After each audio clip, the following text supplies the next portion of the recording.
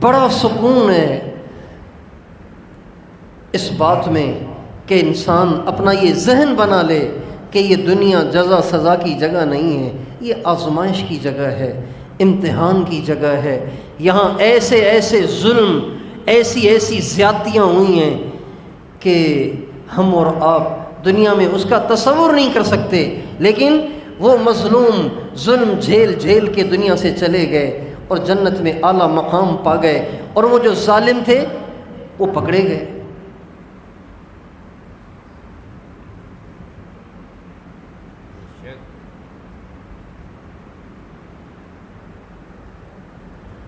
اس دنیا میں جن شخصیات کے ساتھ انتہا درجے کا ظلم ہوا، انتہا درجے کی زیادتیاں ہوئیں، انتہا درجے کا ستم ہوا،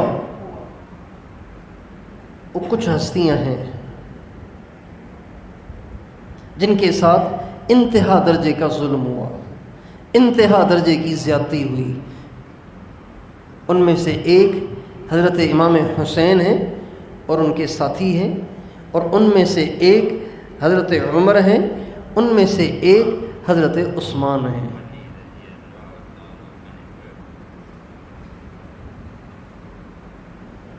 اس لیے ان کو امام مظلوم کہا جاتا ہے، امام مظلوم۔ جیسے امام حسین امام مظلوم ہے نا، ایسے ہی حضرت عثمان بھی امام مظلوم ہیں۔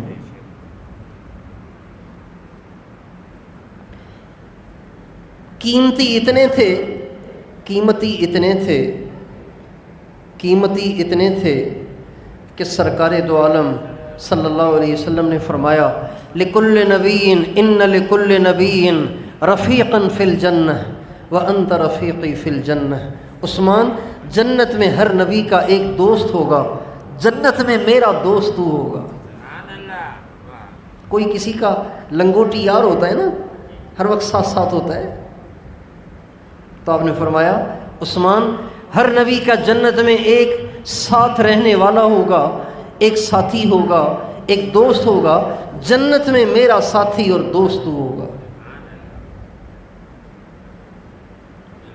اتنے قیمتی تھے۔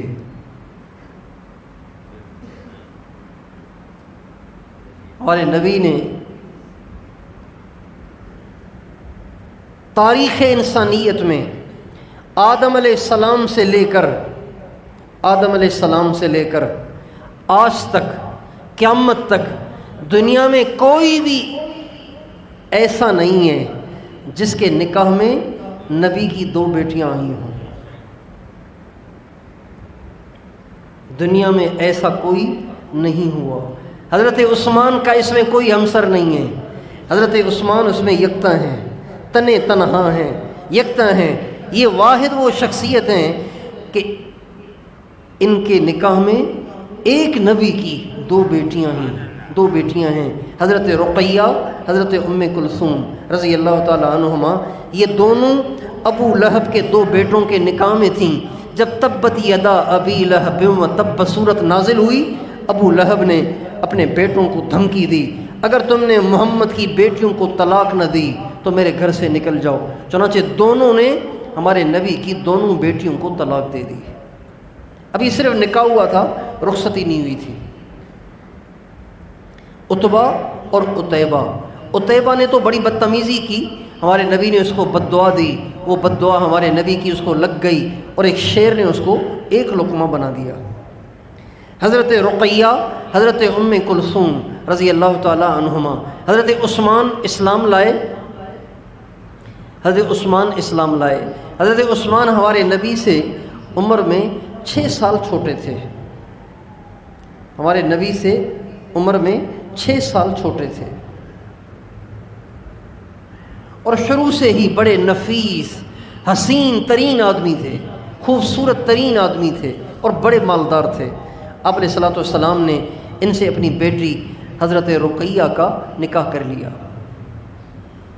لیکن جب اسلام لائے تو چچا دشمن ہو گیا، بہت ان کو اذیتیں دیں، یہاں تک کہ حضرت عثمان تنگ آ کر مکے کو چھوڑ کر اپنی اہلیہ حضرت رقیہ بنت رسول اللہ صلی اللہ علیہ وسلم کو لے کے حبشہ کی طرف چلے گئے۔ جب حبشہ کی طرف گئے تو آپ علیہ السلام نے فرمایا عثمان پہلا شخص ہے، عثمان پہلا شخص ہے جس نے اپنے اہل و عیال کے ساتھ اپنے وطن کو اللہ کی وجہ سے چھوڑا، حضرت ابراہیم اور حضرت لوط علیہ السلام کے بعد۔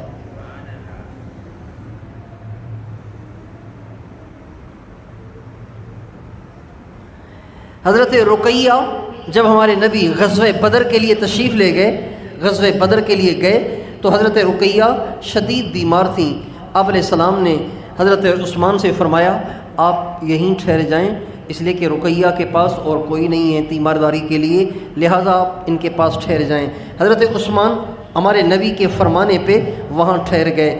ادھر بدر میں مسلمانوں کو فتح ہوئی اور ادھر حضرت عثمان کی اہلیہ رقیہ بنت رسول اللہ کا دنیا سے انتقال ہو گیا۔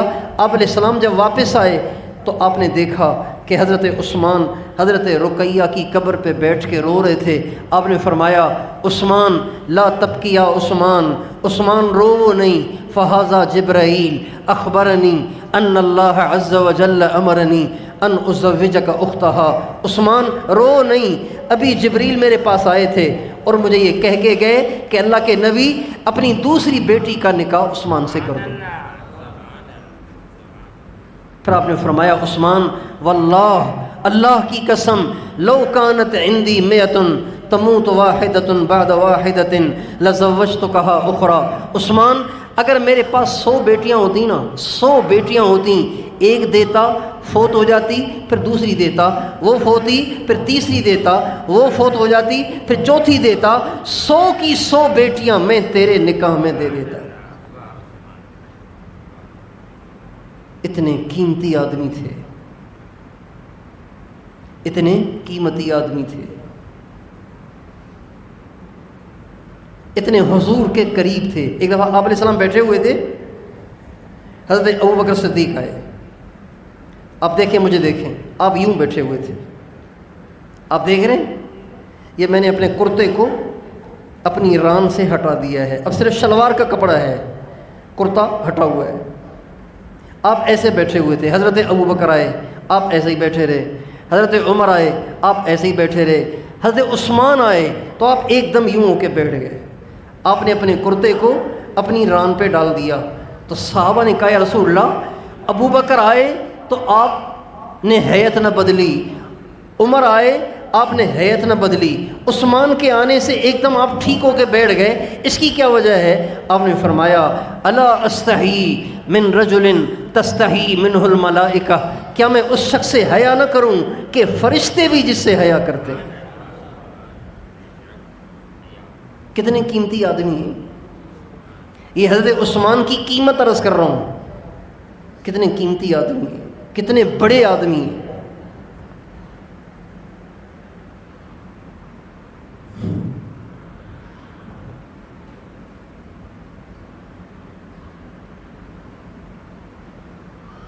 جب ہمارے نبی ہجرت کر کے مدینہ منورہ تشریف لائے تو پانی کی بڑی دقت تھی، پانی کی بڑی دقت تھی، تو مدینے میں پانی کی تنگی اس لیے تھی کہ کنواں تھا ہی صرف ایک، بیر روما، اور وہ بھی ایک یہودی کا تھا، یہودی نے اس کو اپنا روزگار بنا رکھا تھا، پیسے پہ وہ پانی دیتا تھا۔ اب پانی تو شدید ضرورت ہے، انسان کی زندگی ہمیشہ بھری نہیں، انسان کی جو جیب ہے وہ ہمیشہ تو بھری نہیں رہتی، لیکن پانی تو ہر وقت چاہیے۔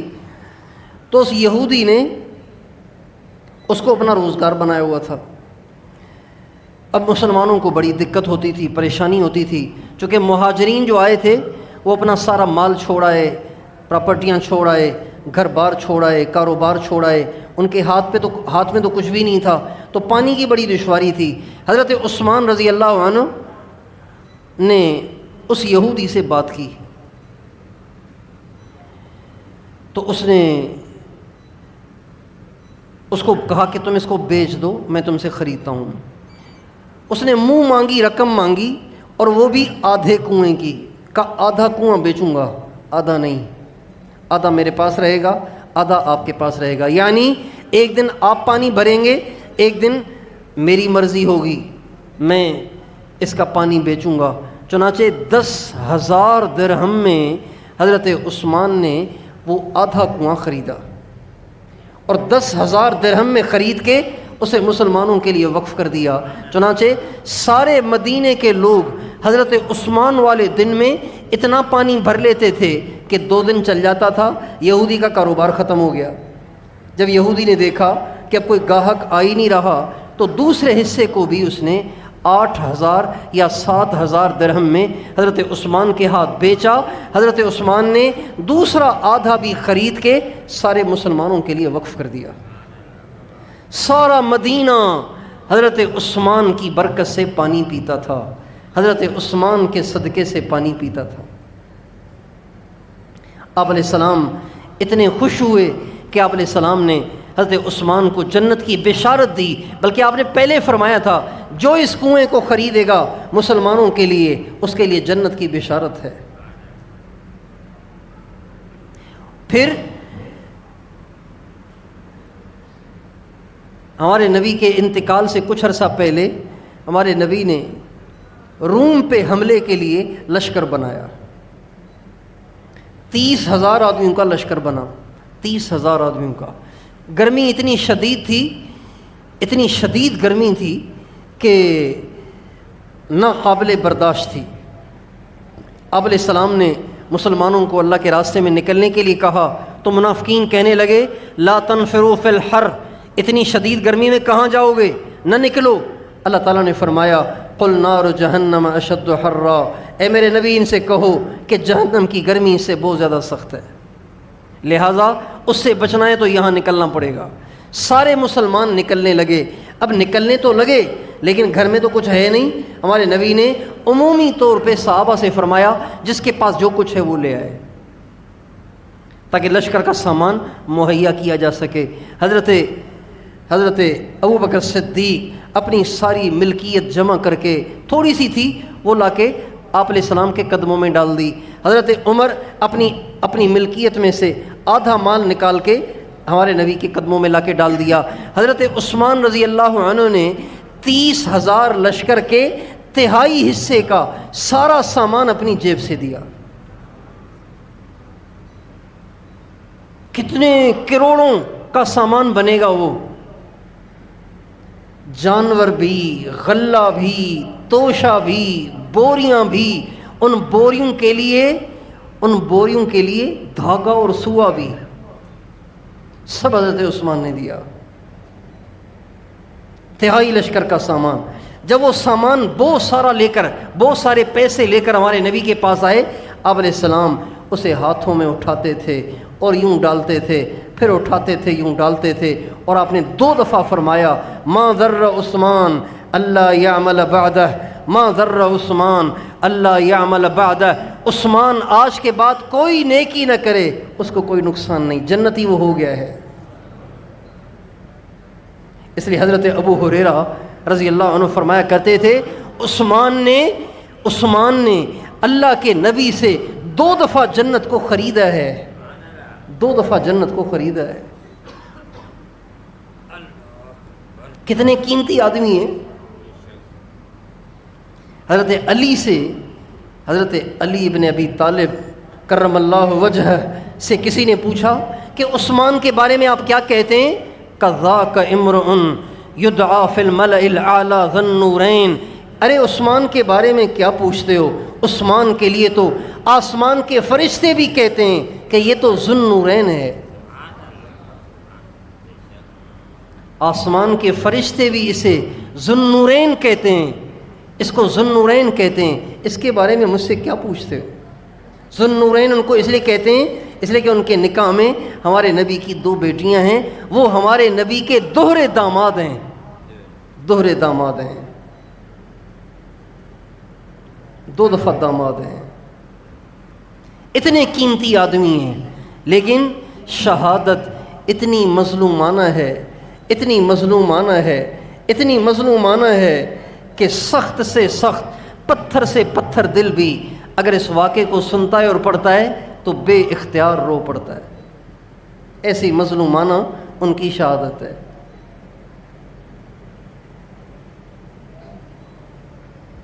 مصر کے باغیوں نے ان کے گھر کا محاصرہ کر لیا اور کہنے لگے ہم نے ان کو شہید کرنا ہے، ان کے کچھ فیصلے ہمیں سمجھ میں نہیں آتے، یہ اس لائق نہیں ہے کہ اس کو امیر بنایا جائے، لہذا ہم اسے نہیں چھوڑیں گے، ہمیں اسے شہید کریں گے۔ یہ ان کا مطالبہ تھا۔ تعداد بڑی تھی، بڑی تعداد تھی ان کی۔ مدینے کے مسلمان یہ چاہتے تھے کہ ان سے لڑیں، ان سے مقابلہ کریں اور ان کو مار یہاں سے بھگائیں۔ حضرت عثمان کہتے تھے میرے جیتے جی میں نہیں چاہتا کہ مدینے میں لڑائی ہو، مسلمان کے مقابلے میں کھڑا ہو، میں یہ نہیں چاہتا، میری جان چلی جائے تو چلی جائے، میرا خون بہہ جائے تو بہہ جائے، مجھے اپنی جان قربان کرنی پڑے تو کر دوں گا، لیکن اس امت میں جھگڑے کھڑے ہونے کا سبب میں نہیں بنوں گا۔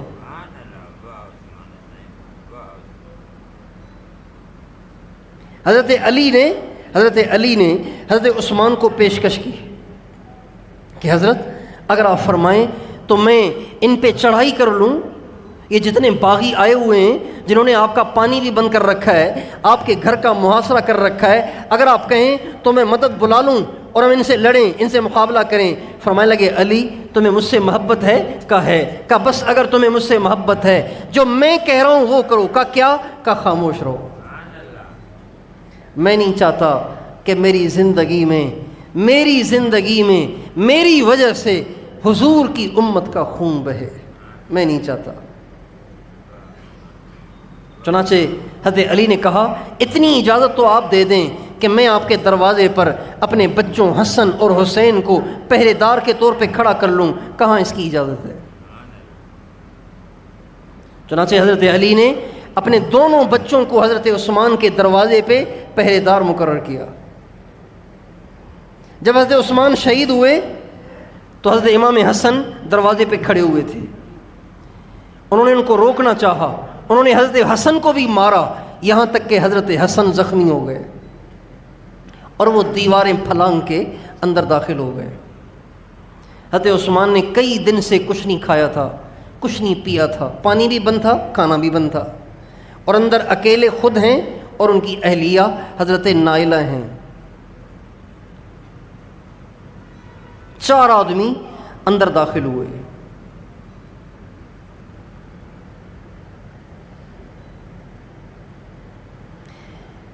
یہ صبح کا وقت ہے، جمعے کا دن ہے، صبح کا وقت ہے۔ اس رات یعنی جمعے کی رات حضرت عثمان نے خواب دیکھا۔ کیا دیکھا؟ سرکار دو عالم صلی اللہ علیہ وسلم کی زیارت ہوئی۔ اب نے فرمایا عثمان پریشان ہو؟ کہا جی۔ کہا کیا چاہتے ہو؟ مدد بھیج دوں؟ کہو تو مدد بھیج دیتا ہوں، کہو تو مدد بھیج دیتا ہوں، کہو تو جمعہ آ کر میرے پاس پڑھ لو، جمعہ آ کے میرے پاس پڑھ لو۔ ایک روایت میں یہ ہے اور ایک روایت میں یہ بھی ہے مدد بھیج دوں، کہو تو افطاری میرے پاس کر لو۔ کہا جی مدد نہیں چاہیے، افطاری آپ کے پاس ٹھیک ہے۔ کہا بس پھر تیاری کرو۔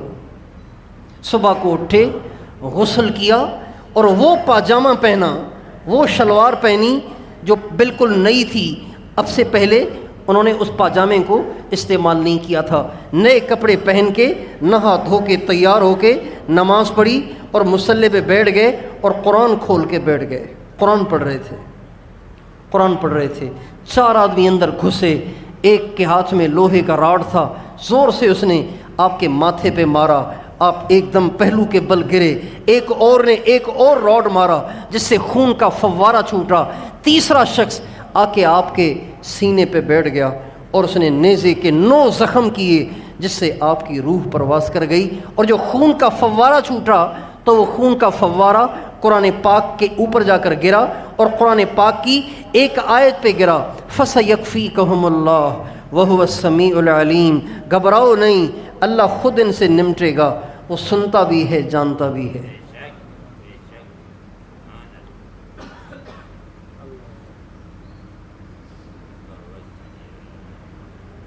اتنا بڑا ظلم اور اتنے بڑے آدمی کے ساتھ، لیکن نہ آسمان ٹوٹا نہ زمین پھٹی، اس لیے کہ دنیا جزا سزا کی جگہ ہی نہیں ہے، یہ دنیا امتحان کی جگہ ہے۔ عثمان کامیاب ہو گئے، ان کو شہید کرنے والے برباد ہو گئے، ناکام ہو گئے۔ اس لیے میرے دوستو، اللہ کی رضا میں راضی رہنا ہی ابدیت ہے، اللہ کی رضا میں راضی رہنے میں ہی بڑا سکون ہے۔ اللہ جس حال میں رکھے کہو لبیک، میرے رب میں حاضر ہوں۔ دعا ضرور کرو، دعا ضرور کرو، دعا ضرور کرو، لیکن دعا میں جو مانگا جا رہا ہے وہ نہ ملے تو نہ امید نہ ہو، بلکہ اس کو سمجھیں کہ اللہ کی رضا اسی میں ہے، اس میں زندگی کا بڑا سکون چھپا ہوا ہے۔ تیار ہیں انشاءاللہ؟ اللہ کی رضا میں ہمیشہ راضی رہیں گے انشاءاللہ؟ اللہ جس حال میں رکھے، یوں نہ کہو یہ نہ ہوتا وہ نہ ہوتا، یہ کیوں ہوا وہ کیوں ہوا، اللہ جس حال میں رکھے اس حال میں اللہ سے راضی رہنے کی کوشش کریں۔ پریشانی ہو تو رو رو کے اللہ کو سنائیں، اللہ کمزور ہوں، برداشت نہیں ہو رہا، مہربانی کر، آسانی کر۔